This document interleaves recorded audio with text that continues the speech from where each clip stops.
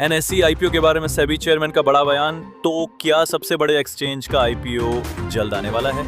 NSE के IPO का इंतजार लोग काफी समय से कर रहे हैं। ये इंडिया का सबसे बड़ा एक्सचेंज है। प्रतिद्वंदी एक्सचेंज बीएससी स्टॉक मार्केट में लिस्ट हो चुकी है। बीएससी के शेयरों के जबरदस्त रिटर्न के बाद इन्वेस्टर्स एनएसई के आईपीओ में निवेश का मौका चूकना नहीं चाहते हैं। एनएसई के आईपीओ का इंतजार कर रहे लोगों के लिए बड़ी खबर है। सेबी के चेयरमैन तुहिकांत पांडे ने कहा है कि इस आईपीओ में ज्यादा समय नहीं लगेगा। मुंबई में एक कार्यक्रम में उन्होंने बताया कि मैं पहले भी कह चुका हूं कि एनएसई के आईपीओ के रास्ते में कोई बाधा नहीं आएगी। उन्होंने ये भी स्पष्ट किया कि एनएसई के आईपीओ से पहले क्लियरिंग कॉर्पोरेशंस का डीमर्जर कोई मसला नहीं है। क्लियरिंग कॉर्पोरेशंस का डीमर्जर बड़ा मसला नहीं। सेबी के चेयरमैन ने कहा, आईपीओ के प्रोसेस के लिहाज से ये मसला क्लियरिंग कॉर्पोरेशंस का डीमर्जर सच में कोई बाधा नहीं है। उन्होंने कहा कि क्लियरिंग कॉर्पोरेशंस के डीमर्जर से जुड़े कंसल्टेशन पेपर से रेगुलेटर की सोच के बारे में पता चलता है और ये कोई फाइनल पॉलिसी डिसीजन नहीं है।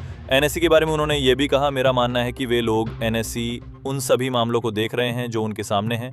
कोलोकेशन केस भी सेटलमेंट के करीब।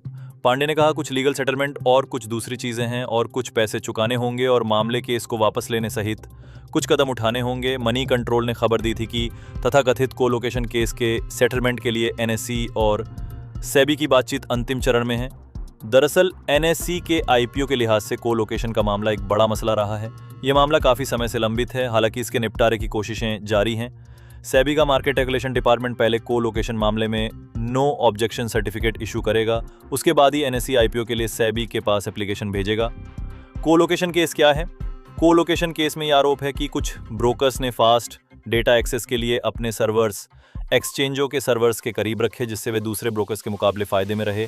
ये गैरकानूनी है। मामला सामने आने के बाद इसकी जांच हुई।